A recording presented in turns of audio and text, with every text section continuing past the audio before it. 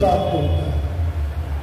ये लोक जिज्ञासा जो शब्द है, लोक का अर्थ क्या है?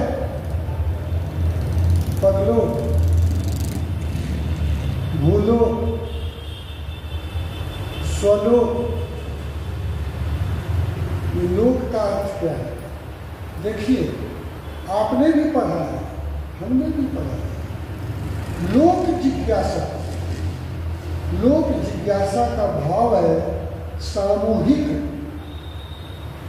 चेतना का अवतरण जब होता है, तब लोग नहीं, सबके समस्या के समाधान के लिए जो चिंतन चलता है और चिंतन के माध्यम से प्रश्न का उत्तर ढूंढने का जब यत्न करते हैं, ऐसी इच्छा को लोक जिज्ञासा कहते हैं।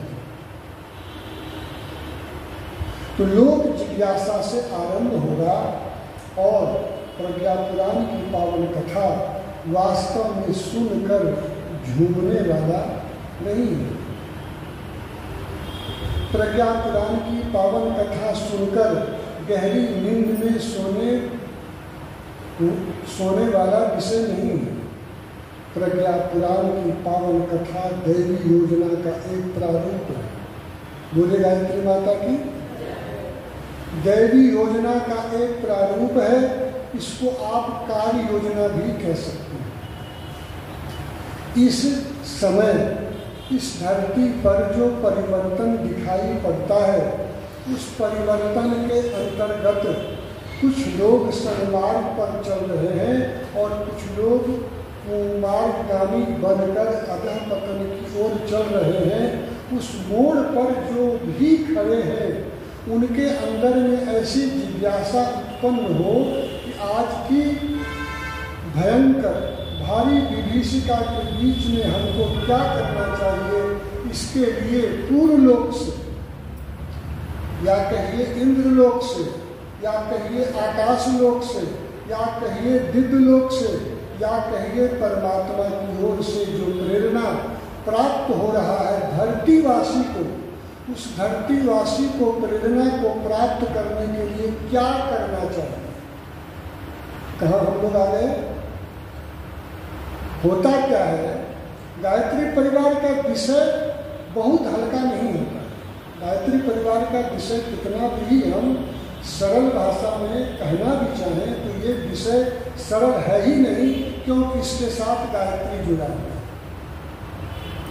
गायत्री का अर्थ ही हो जाता है दूरदर्शी विवेकशीलता। गायत्री का अर्थ ही हो जाता है आत्मज्ञान।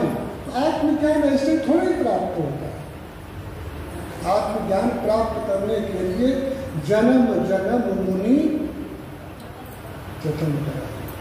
जब मुनि के बारे में कहा गया, ऋषि के बारे में जन्म जन्म लग जाता है इसको प्राप्त करने में, तो उसी को प्राप्त करने की दिशा में जो दैवी योजना है, उस दैवी योजना के अंतर्गत हमको क्या करना चाहिए, औरों से क्या करवाना चाहिए और इसके लिए हमको चल पड़ना चाहिए।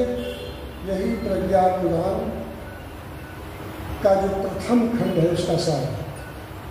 प्रज्ञा पुराण का जो प्रथम खंड है उसका सार यही है।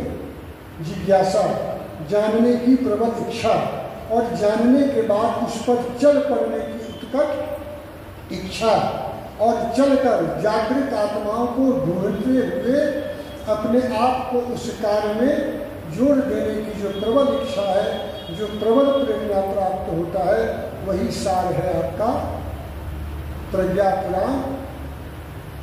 प्रज्ञा पुराण प्रथम खंड है।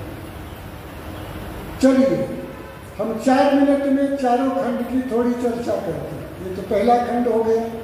पहला खंड हुआ ना, क्या हुआ कि बोले पहला खंड में की छे,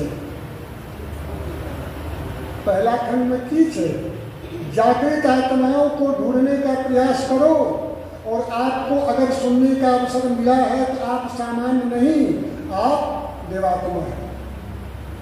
आप अगर इस अभियान से जुड़े हैं तो आप अन्य लोगों की तरह जिंदगी नहीं जी सकते, क्योंकि आपके पीछे कई जन्मों के पुण्य जुड़े हुए हैं। इसलिए आप जागृत आत्मा।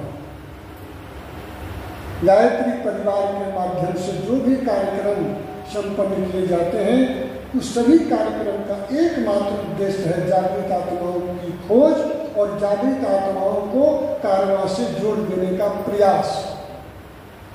ये हमारा पहला अध्याय है। दूसरा अध्याय क्या है? नाम भी याद नहीं है। दूसरा अध्याय नहीं, दूसरा पुराण कौन सा है?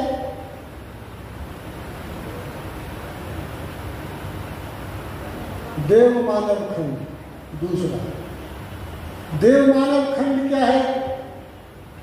मनुष्य से देवत्व प्राप्त करने के बाद, मनुष्य का जन्म पाने के बाद जब देवत्व की वृद्धि होती है तो वह मनुष्य मनुष्य न रहकर देव मानव बन जाता है।